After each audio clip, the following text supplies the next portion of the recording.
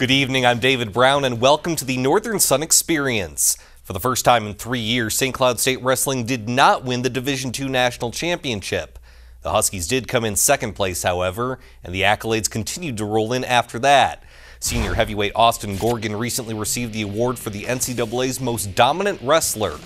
A third-place finisher at Nationals, Gorgon received the award for having the most match points divided by his total number of matches. Gorgon averaged 4.83 points per match in his 34 matches this season. He had a 32-2 overall record and set a new St. Cloud State record with 20 pins in one season. Gorgon finished his Husky career with a 136-14 overall record and a school record 71 pins during his tenure. But the Huskies' growth this season can't always be measured by numbers, and Gorgon knows that firsthand. He befriended a unique wrestler on the team this season named Davon Barry, who continues to grapple with more than just what's on the mat.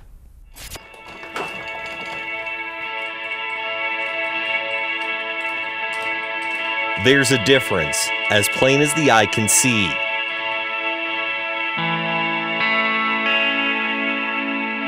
There's a challenge, as plain as the eye can see. And there's a reality, as plain as the eye can see.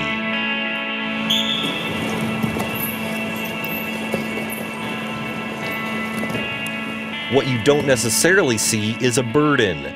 Not in the sense that Davon Barry doesn't have one, but in the sense that an invisible weight is both strengthening him and holding him back.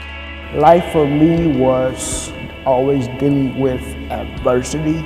Davon was born near Atlanta, Georgia, with cerebral palsy, a movement disorder that's forced him to use a walker or wheelchair to get around. Growing up, it was sports that inspired him.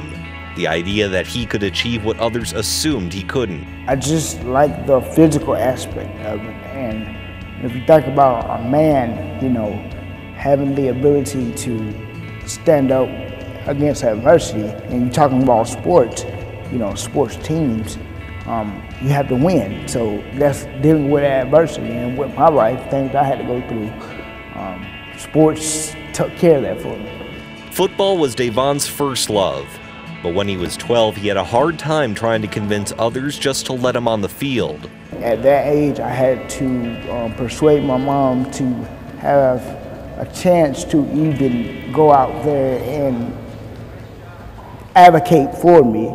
I let her know that, either I'm disabled or I'm regular. And, if you're gonna treat me like I'm not regular, like I'm regular, so you're going to have to give me the opportunity that every other regular person has, and that is participating in things like sports and everything else.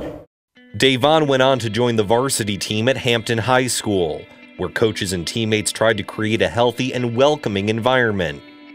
But all along the way, there were some who saw his inclusion as nothing but charity, and that he didn't truly belong. Sports gave me a reason to keep going, but the things that were said to me made me want to commit suicide. The adversity, dealing with the naysayers and doubters, that's always an everyday thing for me. And how do I get over that? I just grind and keep my head low and just by my actions, and just go out there and do it. A positive attitude and a deep commitment to his faith helped Davon stay on track.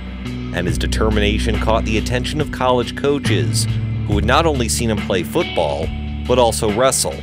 Let's go, Barry!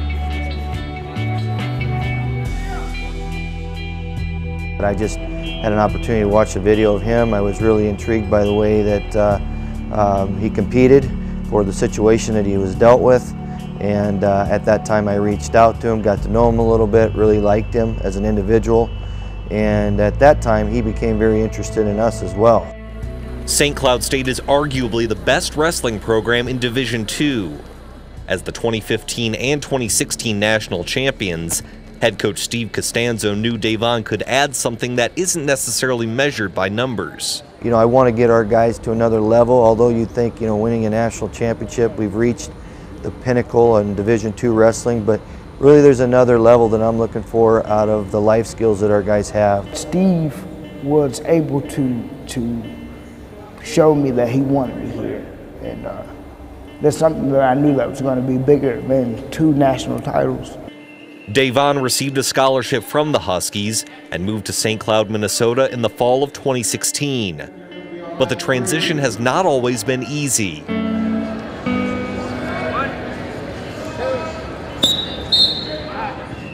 For all of the camaraderie a team can foster, being treated like one of the guys also means being judged just like everyone else. We hold him to a high standard. We always want him to come in here and get better. I just tried my best to make him feel normal. If he comes in late to practice, which he occasionally does because of his situation, while I'm aware of it as well, that it could be difficult getting through the snow from getting to class from over here. At the same time, I want an explanation from him. You know, why are you late? What's going on? And our guys need to see that as well, that every one of these individuals on this team is treated equally. I make sure that I make no excuses about my different ability, because having a different ability is unique. Aside from the occasional tardiness, Davon's also had to grapple with competing at the collegiate level. In a recent match, he won a flip for position. Austin Gorgon, a senior who's taken Davon under his wing, told him to be on top. But when Davon asked to be taped up, he gave away that advantage. 4. Bridge! Fight! Keep fighting, D! Belly out! Belly out, D! And that's one rule that I was trying to emphasize to him, is that when he takes injury time, it's the other guy's choice. And during that match, we got the flip, and I wanted to put him on top because that's where he can score points. And he said that he needed tape. I actually thought I was going to slip, and that's one of the, regardless if I slipped or not, that's one of the things I got to learn, that you cannot do that in college, and you cannot do that in a match, and sometimes you just need to listen. And that was a learning moment for me.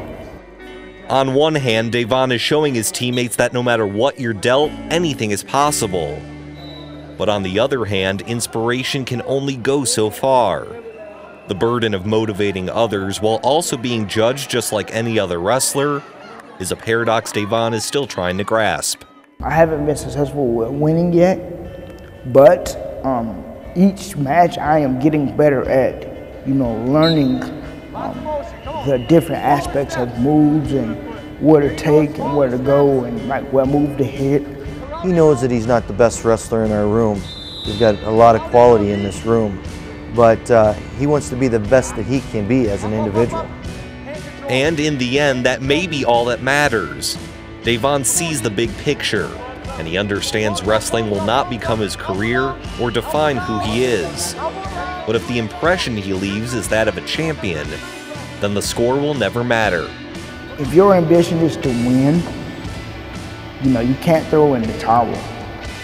Even though you may have naysayers and non-believers, and having that ability to fight through adversity makes you a strong person.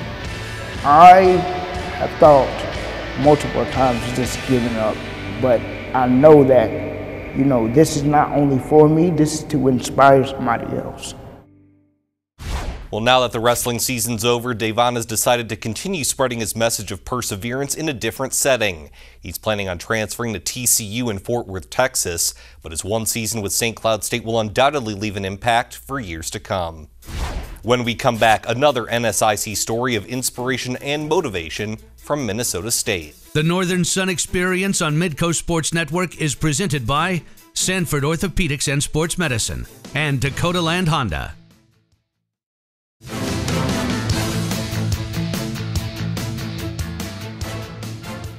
Welcome back to the Northern Sun Experience. Heading into this week, Minnesota State's baseball team was undefeated in conference play with a 19-4 overall record. And the Mavericks have been inspired recently by the play of pitcher Brodie Roding, who pitched a shutout on March 24th, one day after losing his mom Tiffany to colon cancer. Brodie Roding joins us now on the phone. Brody, first of all, your mom was diagnosed back in August of 2016. As you got closer to baseball season, what were your emotions like?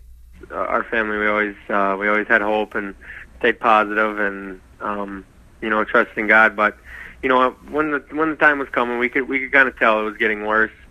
We always got bad news when we got back from the doctors, and you know, there's one roadblock after another, and we just kind of figured I had an idea. But once baseball started, you know, I still, you know, managed time to see her and stuff and come back and see the family. But it, you know, baseball, it really didn't get in the way. In some ways, Brody, was baseball almost an escape for you? She didn't want it to be a distraction for me. I mean, obviously she wanted to see me and stuff, but she definitely didn't want that to distract me from my playing and from living my life. But yeah, baseball was a distraction. You know, I got to go get away, be with my friends, be my other family away from home. So. Your mom passed away on March 23rd, and you were already scheduled to pitch the next day against Minnesota Duluth. So what was your mindset like heading into that game? My emotions were I was going to pitch for her. You know, when the time came, we knew she was going to pass, and I was going to, regardless if she was still alive or not, I was still going to go pitch that game on Friday because that's what she wanted. And you know, she was still there, obviously cheering, and I was just, you know, I was ready to go pitch that game. Emotionally and physically, I was ready. So you end up pitching a shutout in a 1-0 victory. How determined were you to pitch in that ball game? I was ready to go. I was determined. I had a feeling. Obviously, I had Mom up there with me. I knew she was in it together. We were in it together, and I knew that they weren't going to. You know, I had a strong feeling that I was going to close out the game. And then, of course, you followed that up with another complete game shutout this past weekend against Southwest Minnesota State. How were you able to keep moving forward? I'm blessed to get another opportunity to go out into the mound and pitch and do what I love, and you know, the emotions were high again. You know, every time I go out on the mound, I pitch for my mom. I know she's there. You know, I do it for her. I live my life for her. I just, you know, I live every day. You know, never know what's going to happen. Don't take anything for granted. So, you know, every time I get on that mound, I pitch like it's my last game. That again was Brodie Roding, pitcher for Minnesota State. When we come back, more baseball news from around the NSIC.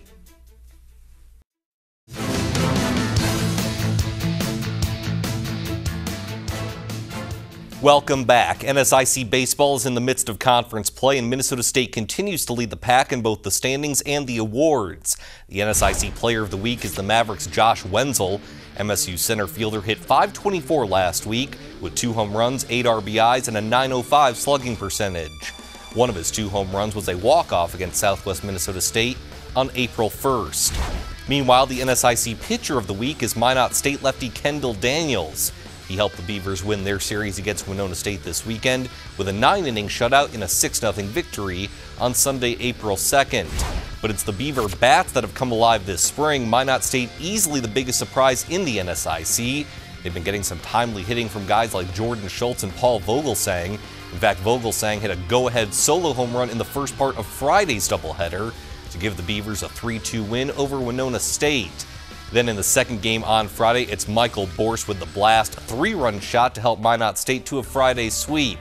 And as I mentioned, thanks to Kendall Daniels pitching, the Beavers take 3 of 4 from the Warriors. They were 9-5 in conference play heading into this week and 14-7 overall. Other action from this past weekend included defending NSIC tournament champions St. Cloud State hosting Upper Iowa, and Game 1 on Friday was an offensive explosion. Already 2-0 in the third, Matthew Meyer with a chopper down the line, and yes, that is a fair ball. 1 run scores to make it 3-0. Later in the inning, Jordan Joseph smacks it over the shortstop's head. 2 more runs come around to make it 6-0 Huskies. Now in the fourth, 8-zip St. Cloud State when Jackson Goplin goes opposite field. 2-run shot to right, 10-zip at that point. Huskies with a 2-touchdown victory over the Peacocks, 14-0. The second game of Friday's doubleheader was a little more competitive. No score in the first when the Peacocks strike first. Anthony Calvin with a single to right center sets up a play. The play for Dominic Colstein is safe. Upper Iowa has a 1-0 lead. Run down to 6 before the Husky offense would pull through. Matthew Meyer with 2 RBIs in game 1 gets 2 more right here with a blast to center.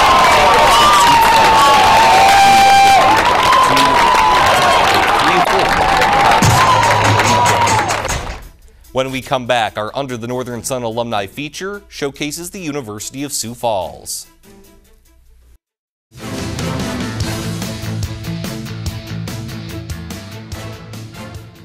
And welcome back to the Northern Sun Experience. It's time once again to name 2 new members to the NSIC's 25th anniversary team. Congrats to former Concordia St. Paul baseball standout Brian Lippincott. The slugger hit a whopping .494 to win the outright NCAA batting title in 2012.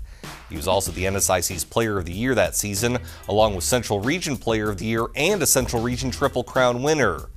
Lippincott was drafted by the Washington Nationals in the 19th round of the 2012 MLB draft, but currently works as a financial analyst in the Twin Cities. And from a superstar batter to a lights-out pitcher, congrats to former Southwest Minnesota State hurler Amanda Johnson. A 4-time Conference Pitcher of the Year, Johnson twice won the NSIC's ERA title and also ranks 15th all-time in Division II in saves. Well, at campuses across the NSIC, sports can be a universal language, galvanizing professors, athletes, alums, and more. In tonight's Under the Northern Sun feature, see how a handful of University of Sioux Falls alumni credit sports and faith for the bond they share as Cougars. Well, I think my experience here at the University of Sioux Falls, fundamentally reshaped my life.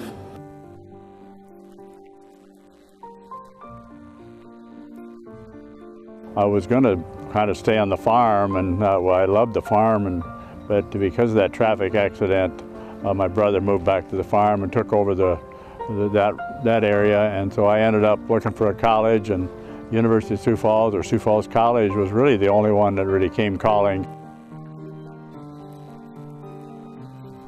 The game of football has played a significant role in my life, and I think God used football in a real way to get me to a place where I could, I can have an encounter with Him that changed my life.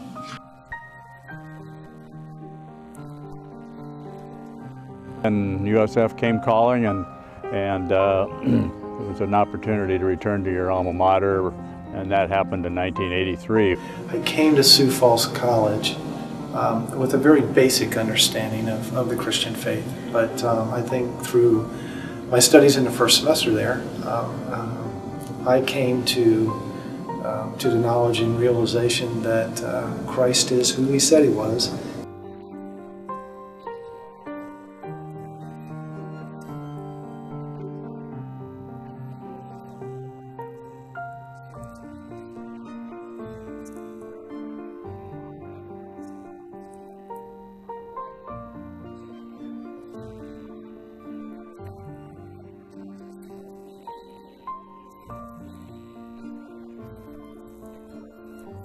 It just seemed like coaching became more and more important to me. The staying involved in athletics, I could not see myself being outside of athletics, but teaching was the avenue to go, and so. Your faith shapes your perspective on all those things, and I think that certainly was the case as I matured in mine. It had such an influence on me was Roger Fredrickson brought a man by the name of Gary Demarest from the Fellowship of Christian Athletes on our campus our sophomore year. And all of a sudden, it just seemed like there was how can you coach and be a Christian man, And he really painted a great picture of the influence that you can have as a coach on the lives of young men and young women.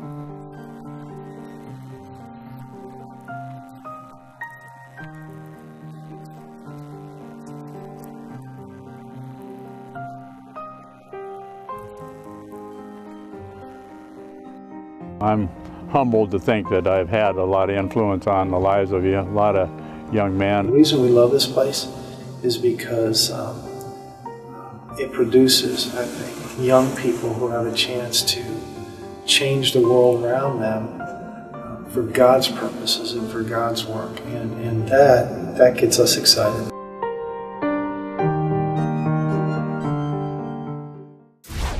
Coming up next, the latest in NSIC Softball, including a picture-perfect day for one Bemidji State pitcher. The Northern Sun Experience on Midcoast Sports Network is presented by Sanford Orthopedics and Sports Medicine and Dakota Land Honda.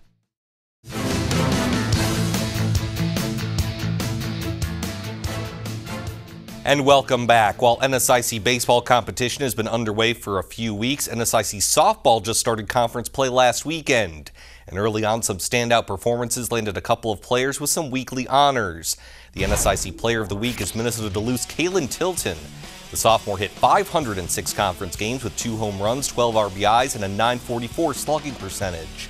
Half of her 12 RBIs came in one game against the University of Mary on Saturday, April 1st. Meanwhile, the NSIC Pitcher of the Week goes to Bemidji State's Jessica Yost. The senior went 5-0 in 5 appearances with a .29 ERA. That included 4 complete games, 3 shutouts, and a perfect game against Minnesota Crookston on March 30th. Yost struck out the first 10 batters she faced en route to 12 total strikeouts in 5 innings. It's the first perfect game of Yost's career. Conference play continues this week. Here are the standings as of April 3rd. Minnesota State and Winona State were the only teams to go undefeated against NSIC opponents this past week, and they remain the top 2 overall teams in the standings. Bemidji State, bolstered by Yost pitching along with Minnesota Duluth, are each 5-1. Augustana, St. Cloud State, Northern State, and Southwest Minnesota State round out the top half of the NSIC softball teams heading into this weekend. Once again, a thank you to all of our NSIC member schools for their time contributions and video for this week's show.